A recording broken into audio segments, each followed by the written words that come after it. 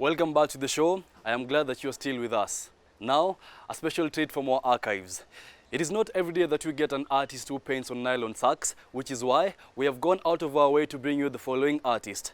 Tired of being boxed in the world of painting on the canvas, a charity event introduced Lionel Garang to the idea of painting on nylon sacks and has never looked back ever since. Up next is sheer creativity, talent, and uniqueness. Enjoy.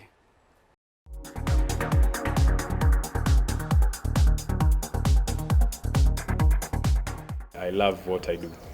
What I do makes me wake up very early in the morning, come here and try to achieve something from my work. Because I believe if you are doing something that you don't like, at the end of the day, you won't be able to do it perfectly.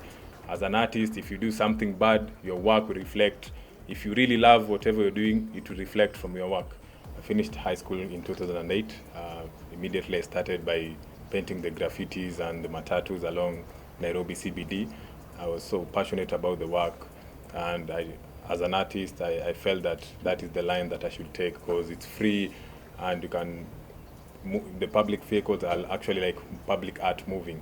So once you paint a matatu, it will move around. Everybody will see that you have done the work on the matatus. From there, now I moved on to the National Museum of Kenya, where I met other artists, and I was introduced to sculpting and modeling with fiberglass and resin. And also after that, I found myself now with many skills from all the years of testing different types of mediums of artworks.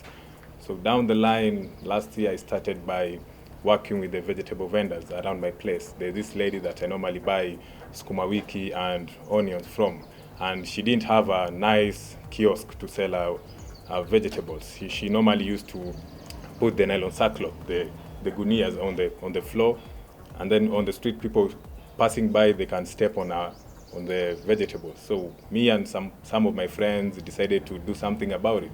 We talked to her. She was willing that if you bid for her structure, she wouldn't mind.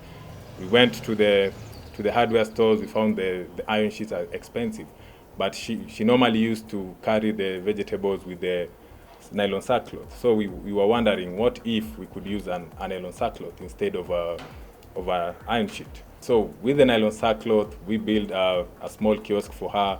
We found out that the nylon sackcloth does not decompose. It doesn't it doesn't lose the strength even if it's washed. As long as you just put it on the sand to dry, it will just remain its strength. So from there, after building one kiosk, we now ventured to build more kiosks.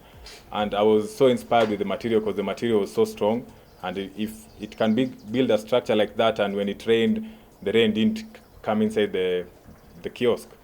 So I decided now, what if I try to use something else? Because I was painting with acrylics, oil paints, and I was a little bit bored because everybody could do that. And I wanted my work to stand out and be unique. So one day I took the nylon sackcloth, I stretched it up, and with my skill of painting the matatus and the streets of Nairobi with my spray cans and the graffiti, I tried the same technique on the nylon sackcloth, and I found out that it works. And the way the nylon sackcloth, it's not like a canvas, it's not flat. The nylon sackcloth, it has texture already. With a canvas, it's flat, you need to put the texture.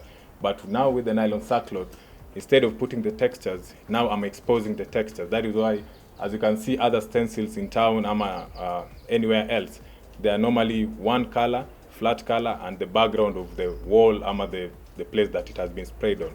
But I found a way of putting multiple colors at the same time and making them blend very easily.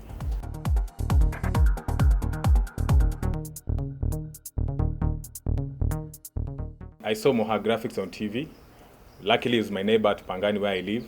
So I did my research, found where his workshop is in Isili Section 3.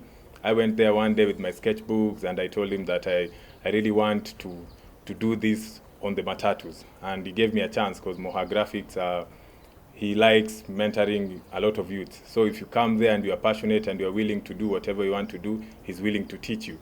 So the skills that I have of the graffiti and spray paint, I've been learning from mentors.